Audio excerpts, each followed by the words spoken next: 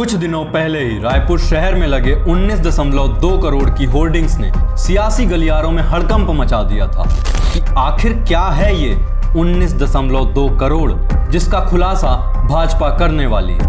आज जब इस होर्डिंग का दूसरा हिस्सा लगाया गया तो मामला साफ हुआ कि 19.2 करोड़ अवैध शराब की बोतलों की संख्या थी जिसे भूपेश सरकार के राज में फर्जी तरीके से बेचा गया था।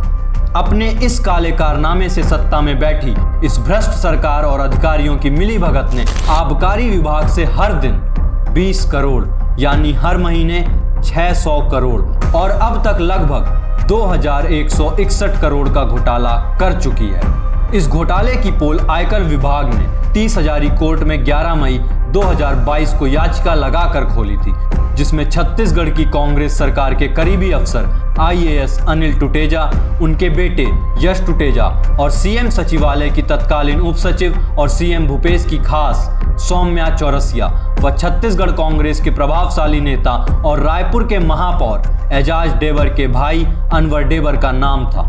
याचिका में कहा गया कि छत्तीसगढ़ में रिश्वत, अवैध दलाली के बेहिसाब पैसे का खेल चल रहा है, जिसमें रायपुर महापौर एजाज डेबर का भाई अनवर डेबर अवैध वसूली करता है। दिल्ली की 30 हजारी कोर्ट में दायर याचिका के आधार पर ईडी ने 18 नवंबर 2022 को पीएमएलए एक्ट के तहत मामला दर्ज किया।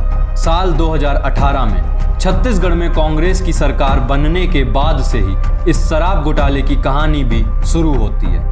साल 2019 में शराब घोटाले के किंगपिन अनवर डेबर ने अपने रसूख के दम पर अरुणपति त्रिपाठी को सीएसएमसीएल का एमडी नियुक्त कराया। इसके बाद से ही शराब का यह सिंडिकेट एक्टिव हो गया। ईडी ने भी अपनी चार्जशीट में 3 स्तर का घोटाला बताते हुए इसे भाग ए, भाग बी, भाग सी में बांटा है।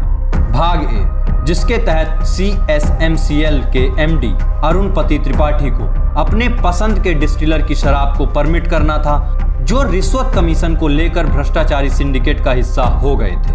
देसी शराब के एक केस पर 75 रुपए कमीशन दिया जाना था, जिसे त्रिपाठी डिस्टिलर और सप्लायर से कमीशन लेकर एक्सेल सीट तैयार करते थे।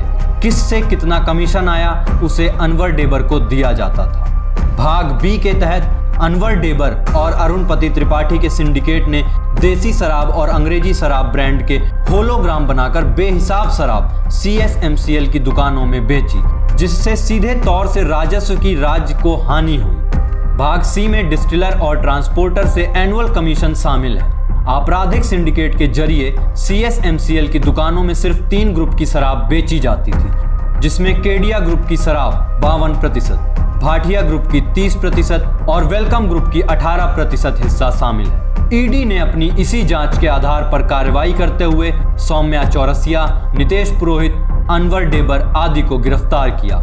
हैरानी की बात तो ये है कि हजारों करोड़ों का यह शराब घोटाला मुख्यमंत्री के नाक के नीचे होता रहा और उन्होंने अपने करीबियों को बचाने के लिए कभी ईडी को भाजपा का एजेंट बताया तो कभी पूरे शराब घोटाले को ही झूठा बता दिया। मूल उद्देश्य यही है कि सरकार को बदनाम करना, क्योंकि भारतीय जनता पार्टी यहाँ टिक नहीं पा रही है, तो ईडी को अपने एक अधीनस्थ संगठन की तरह उसका दुरुपयोग कर। यह शराब घोटाला सिर्फ जनता के पैसों के साथ ही नहीं बल्कि जनता की जान के साथ भी खेला गया है। क्या ऐसा संभव है कि इतना बड़ा सिंडिकेट नेटवर्क चलाया गया हो और सरकार को इसकी भनक भी ना लगी हो? सवाल उठता है कि क्या पैसों के आगे कांग्रेस के लिए जनता की जान का कोई मोल नहीं है?